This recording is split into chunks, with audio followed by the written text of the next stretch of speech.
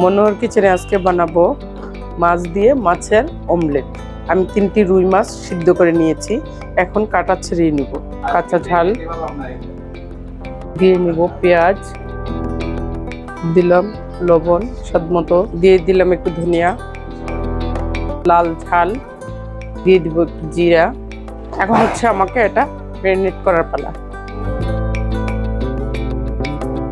আমি এটাকে ময়দা দিয়ে ভালো করে মেখে নিয়েছি। পানি একটু দিয়েছিলাম, পানিটা একটু কম হয়ে গিয়েছে, আমি আর একটু পানি দিব। এবার আমি চুলায় চলে যাব। ফ্রাই প্যানটা আমি আসলে আগেই গরমে দিয়ে গিয়েছিলাম। আসলে আমার রেসিপিটা আজকে অনেক সহজ, খুব অল্প সময়ের মধ্যে একটা উপকরণ দিয়েই সব করা যায়, ঘরে থাকা সব কিছু। আমি এটাকে এরকম করে সুন্দর করে গুছিয়ে দিচ্ছি।